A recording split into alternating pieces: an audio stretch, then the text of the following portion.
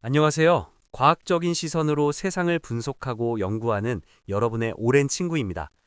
오늘은 평소보다 조금 더 깊고 어쩌면 데이터 너머의 이야기를 해보려고 합니다. 최근 세상 돌아가는 상황을 데이터로 분석해보면 마치 누군가 재난 영화의 빨리 감기 버튼을 꾹 누르고 있는 것 같지 않나요? 사건이 발생하는 주기가 비정상적으로 빨라졌습니다. 특히 지난 2주간의 데이터를 보면 지진과 화산 폭발이 연속적으로 발생했고 재난들이 숨쉴 틈도 없이 빽빽하게 밀집되어 나타나고 있습니다. 극단적인 기후변화, 사회적인 갈등과 분열, 전쟁의 위기, 그리고 전 지구적 시스템의 불균형이 마치 약속이라도 한 듯 동시다발적으로 우리를 압박하고 있죠. 많은 분들이 본능적으로 이런 질문을 던지게 됩니다. 정말 임계점에 도달한 것인가? 세상이 되돌릴 수 없는 종점을 향해 가속하고 있는 건가? 만약 여러분도 설명하기 힘든 막연한 불안감을 느끼고 있다면 그것은 여러분만 느끼는 착각이 아닙니다. 현실의 지표들이 실제로 그렇게 가리키고 있으니까요. 그런데 미국의 영적 파수꾼이라 불리는 브랜든 빅스라는 인물이 2025년 12월 22일 방송에서 아주 흥미로운 메시지를 던졌습니다. 많은 이들이 예상하는 끝의 시간표가 당장 종료되는 것이 아니라 의도적으로 다시 한번 지연되었다는 겁니다. 이것은 시스템이 통제 불능이라서가 아니라 우리 인간의 논리로는 이해하기 힘든 어떤 거대한 자제력, 즉 신적인 개입 때문이라고 하네요. 하지만 여기서 중요한 점은 그동안 경고되어 왔던 재난의 물리적 현상들은 멈추지 않는다는 겁니다. 오히려 가속도가 붙어 몇 배나 더 빠르게 더 강력한 에너지를 가지고 닥쳐올 것이라고 예고했습니다. 자, 오늘은 2026년의 두 번째 날입니다. 먼저 구독자 여러분께 새해 인사를 드립니다. 지난 한 해 동안 보내주신 신뢰와 데이터 공유에 깊이 감사드립니다. 미래의 불확실성이 아무리 커져도 우리가 서로 연결되어 긍정적인 에너지를 공유한다면 그 어떤 파동보다 강력한 힘을 발휘할 수 있을 겁니다. 그리고 본격적인 이야기에 앞서 한 가지 말씀드릴 것은 오늘 제가 분석하고 소개하는 예언이나 환상의 내용은 제 개인적인 학설이나 주장이 아닙니다. 저는 정보를 전달하고 분석하는 입장일 뿐이니 판단은 여러분의 몫으로 남겨두겠습니다. 오늘 다룰 브랜든 빅스의 환상은 꽤 충격적인 변수들을 포함하고 있습니다. 하지만 그 이면에는 우리가 어떻게 이 시대를 인지해야 하는지에 대한 깊은 통찰이 담겨 있죠. 결론부터 말씀드리면 기다림에 지친 분들에게는 이 메시지가 답답할 수도 있겠지만 끝까지 들어보시면 이 거대한 시나리오의 진실을 파악하실 수 있을 겁니다. 먼저 브랜든 빅스라는 인물에 대해 간략히 짚고 넘어가죠. 그는 원래 미국 오클라호마의 평범한 시민이었습니다. 하지만 2024년 3월 14일 그가 공개한 환상이 모든 데이터를 뒤집어 놓았습니다. 당시 그는 트럼프 전 대통령 암살 시도에 대한 환상을 이야기했는데 구체적인 디테일이 놀라웠습니다. 총알이 트럼프의 오른쪽 귀를 스치고 지나가 고막을 손상시키고 피가 흐르는 장면, 그리고 트럼프가 무릎을 꿇고 기도하며 영적으로 다시 태어나는 모습을 묘사했죠. 그리고 정확히 4개월 뒤 2024년 7월 13일 펜실베니아 유세 현장에서 이 시나리오가 100% 현실화되었습니다. 총알이 귀를 스치는 물리적 궤적까지 일치했으니까요. 이 사건으로 그는 전 세계의 주목을 받았지만 본인은 자신을 예언자가 아닌 메시지 전달자라고 정의합니다. 시간이 흘러 2025년 말 세상의 엔트로피는 더욱 증가했고 사람들의 불안 심리도 극에 달했습니다. 브랜드는 2025년 12월 22일 크리스마스 직전에 3시간 분량의 긴 영상을 공개했습니다. 제가 이 영상을 분석해본 결과 최근 몇 년간 그가 내놓은 자료 중 가장 감동적이면서도 충격적인 내용을 담고 있었습니다. 핵심은 재난이라는 현상이 아니라 그 이면에 깔린 신의 자비라는 의도였습니다. 우리는 보통 고통스러운 상황이 닥치면 효율성의 관점에서 빨리 종료되기를 바랍니다. 하지만 우주의 리듬은 인간의 효율성과는 다르게 작동합니다. 브랜드는 신이 세상의 문을 닫는 종료 시점을 다시 한번 뒤로 미뤘다고 합니다. 왜일까요? 그 이유를 분석하기 전에 그가 경고한 물리적 재난의 실체부터 살펴보겠습니다. 브랜드는 대규모 기후전쟁을 경고했습니다. 이것은 단순한 자연재해가 아니라 날씨가 무기화되는 현상입니다. 슈퍼 허리케인, 슈퍼 토네이도, 그리고 상상을 초월하는 직선 강풍 같은 것들이죠. 그는 이미 2024년부터 여러 차례 이에 대한 데이터를 수신했습니다. 시속 240km가 넘는 기산 관측 사상 유례없는 바람을 환상으로 봤다고 했죠. 어떤 것은 타국을 공략하기 위한 전술적 용도, 어떤 것은 대중을 통제하기 위한 심리적 용도로 조작된 것이며 결국 이 기술은 통제 불능 상태에 빠질 것이라고 예측했습니다. 실제로 그가 제시한 예언들이 현실 데이터와 일치하는 사례들이 있습니다. 가장 대표적인 것이 와이오밍주 열차 탈선 사고입니다. 브랜드는 시속 150마일, 약 240km에 육박하는 바람을 예언했는데 2025년 12월 19일 금요일 아침 실제로 미국 와이오밍주에서 대형 화물열차 탈선 사고가 발생했습니다. 뉴스 보도에 따르면 원인은 극단적인 강풍이었습니다. 2단으로 적재된 컨테이너 화물열차가 바람의 물리력에 의해 넘어가고 탈선했죠. 당시 기록된 풍속 데이터는 시속 120에서 126마일, 일부 산간 지역에서는 순간 최대 풍속이 시속 144마일, 즉 232km까지 치솟았습니다.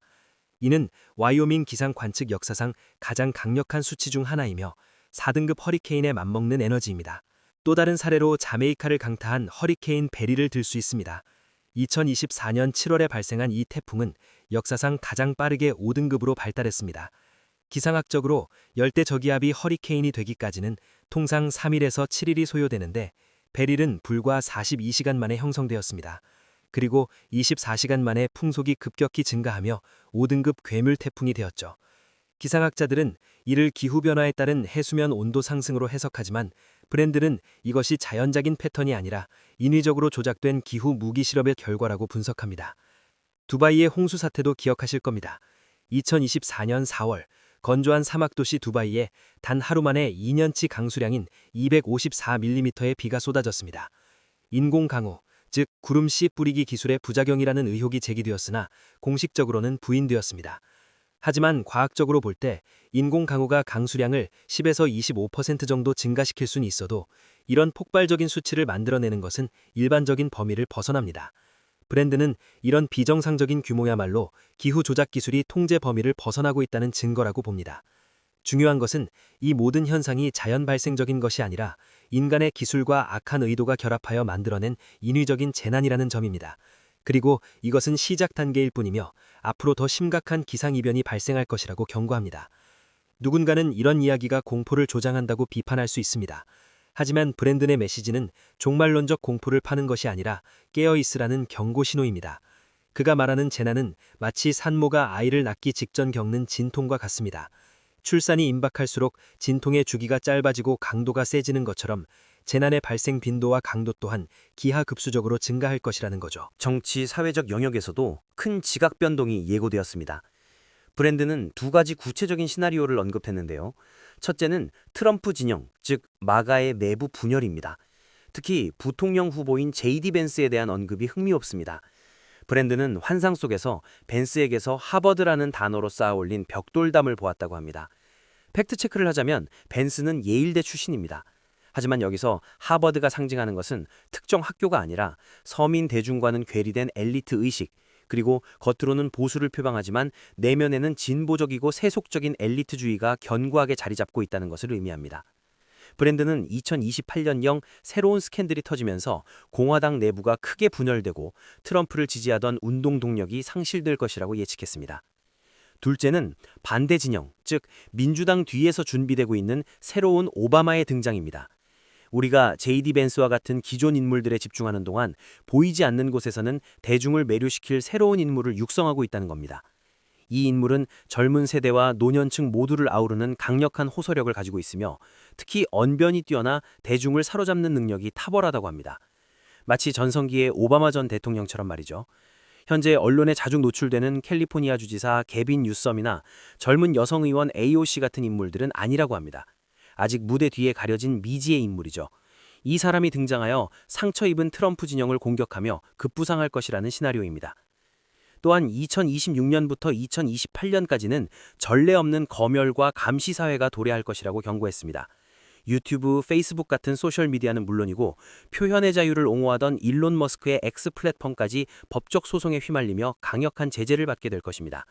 캐나다나 호주 같은 국가에서는 테러나 대규모 사건을 명분으로 시민들을 더욱 옥죄고 감시할 것이며 우리의 스마트폰, 사적인 대화, 금융거래, 심지어 생체 정보까지 실시간으로 감시당하는 시대가 올 것입니다.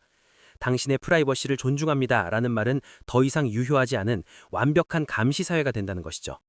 자, 그렇다면 상황이 이렇게까지 암울하고 급박한데 도대체 왜 신적인 존재는 세상의 끝을 늦추는 것일까요? 여기서 브랜든이 본 환상 중 가장 비과학적이면서도 가장 인간적인, 감동적인 장면이 등장합니다. 바로 북한에 대한 환상입니다. 그는 환상 속에서 북한의 어느 춥고 허름한 방에 모인 사람들을 목격했습니다. 거창한 정치적 회담이나 전쟁 준비 장면이 아니었습니다. 그저 몇몇 사람들이 모여 기도를 하고 있는 모습이었죠. 그들은 소리내어 찬송가를 부를 수도 통성 기도를 할 수도 없었습니다. 소리가 문 밖으로 새어나가는 순간 바로 죽음과 직결되기 때문입니다. 그들은 숨소리조차 죽인 채 입모양만으로 간절히 기도를 올리고 있었습니다. 방은 난방이 되지 않아 춥고 그들의 옷차림은 남루했지만 브랜든을 충격에 빠뜨린 것은 그들의 표정이었습니다. 그 극한의 공포와 결핍 속에서도 그들의 얼굴에는 도저히 설명할 수 없는 깊은 평안과 기쁨이 서려 있었던 것입니다. 가장 어둡고 폐쇄된 곳, 데이터조차 닿지 않는 그곳에서 소리 없이 구조 신호를 보내는 그 영혼들을 신은 차마 외면할 수 없었던 것입니다. 단 한 사람이라도 더 구해야 한다. 바로 이 이유 때문에 신은 예정된 시간을 늦추기로 결정한 것입니다. 이것은 효율성이나 논리가 아닌 순수한 자비의 영역입니다. 환상 속에서 신은 붉은 이념의 깃발을 구겨버리고는 이렇게 말했습니다. 그들이 국경을 폐쇄하고 막는다면 나는 나의 초고속 네트워크로 너희를 들여보내겠다. 그러고는 브랜든에게 지구 전체를 감싸고 있는 거대한 빛의 튜브망을 보여주었습니다. 마치 미네 도시의 진공 튜브 운송 시스템이나 양자 전송 장치와 같은 이미지였습니다.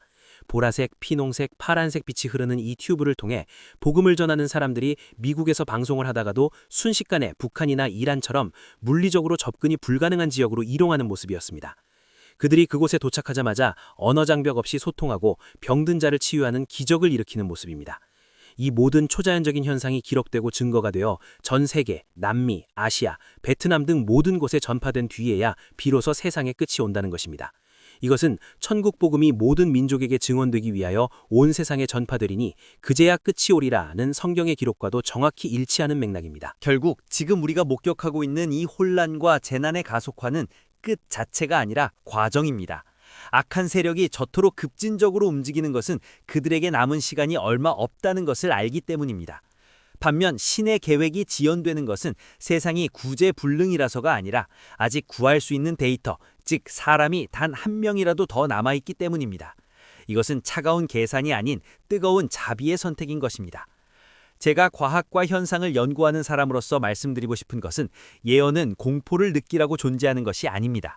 이 거대한 정보의 홍수와 혼란 속에서 무엇이 진짜 신호인지 노이즈를 걸러내고 공포에 휘둘리지 않도록 중심을 잡는 도구로 활용해야 합니다. 브랜든 역시 예언을 맹신하지 말고 스스로 선과 악을 분별하는 지혜를 가지라고 강조합니다. 세상의 시간이 연장된 유일한 이유는 아직 희망이, 사람이 남아있기 때문이라는 사실을 기억해 주십시오. 오늘의 긴 분석은 여기까지입니다. 예언은 여러분을 대신해서 결정을 내려주는 알고리즘이 아닙니다. 여러분 앞에 펼쳐진 시간의 지도를 보고 스스로 나아갈 좌표를 설정하시길 바랍니다. 이 혼란스러운 시대, 우리가 서로의 등불이 되어 함께 걸어갈 수 있기를 바랍니다. 긴 이야기 들어주셔서 감사합니다. 저는 다음 시간에 더 의미 있는 분석으로 찾아오겠습니다.